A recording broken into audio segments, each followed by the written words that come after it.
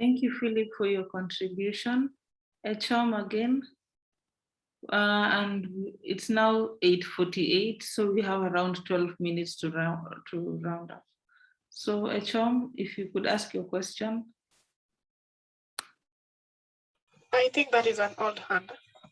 Oh, okay.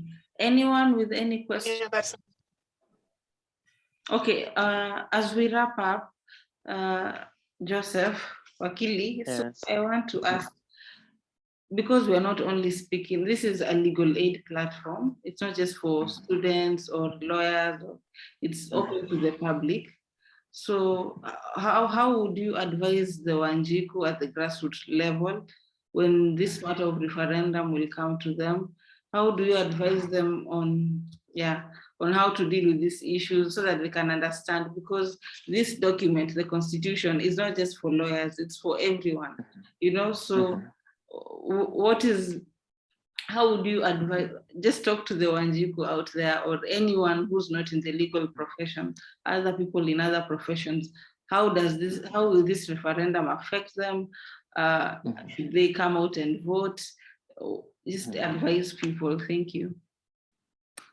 Okay, my advice to the people is that the Constitution and other legislations are clear in regard to their right.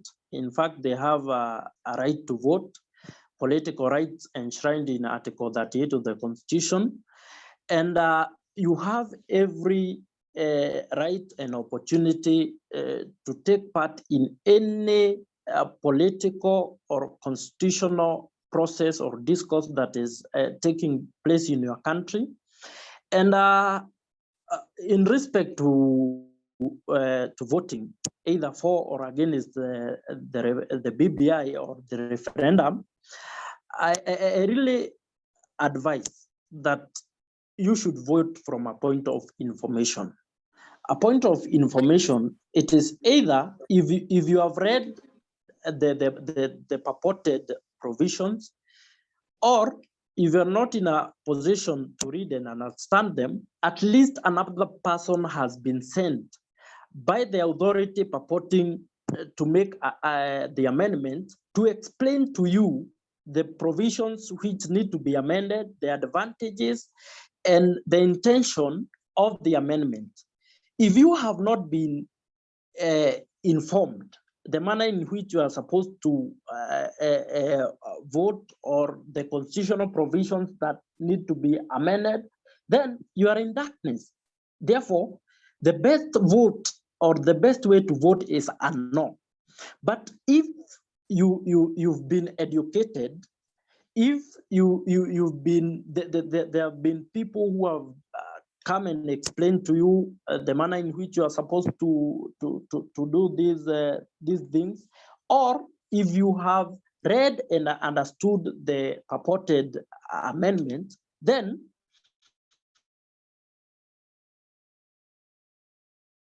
manner you feel like. And I really feel that there are some important provisions that in the proposed amendments, and they should be voted for, yes, and I really have reservations for others, but this is my opinion. As Kenyans, you are at liberty to vote whichever direction you deem fit. Thank you. The last question will come from Louis Johnson. Louis, this is your chance.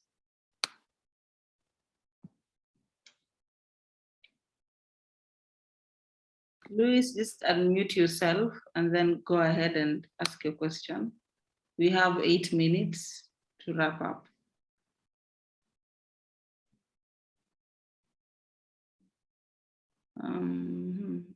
Louis Johnson.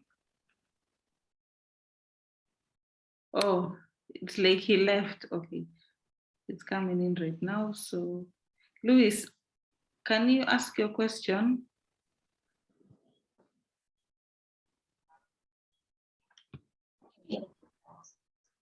Yes, ask your question.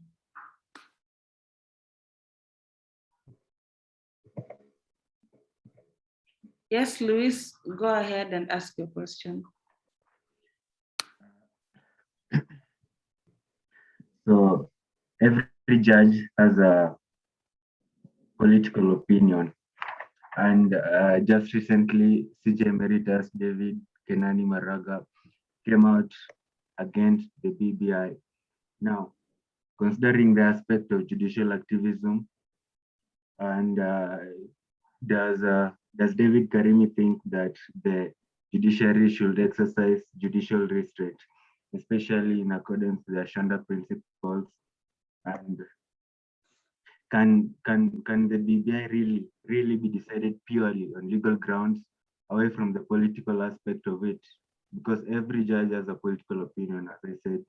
So do the judges make the decision, then write judgments in support of the decisions, or do they conclusively analyze legal facts, then make a decision using the analysis of the legal facts? Thank you for your question. Joseph, you can go ahead and answer. From the onset, it is imperative to point out that a judge is an emperor, and his judgment and political opinions or otherwise should not inform a decision in a court of law. He or she should confine himself within the dictates of law. The only aspect that he can maximize is rules of interpretation. He or she can either utilize any rule of interpretation, but within the confines of the law.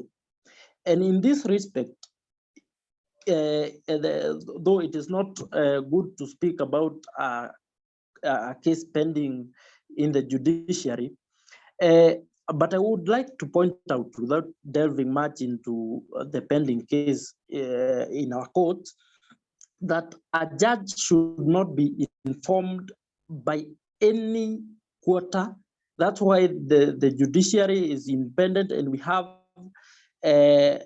judges' tenure to boost on their independence. Therefore, their political opinions should not inform their judgment. Thank you. Thank you so much. So it's now 8:55. I beg that we stop here. I want to thank our presenter. You have been our very able presenter. I want to thank you so much for sparing the time, for preparing, and for coming on board. We don't take you for granted as Sharia Clinic. I also want to thank each one of you. Right now we are 13 of us. That's a good number.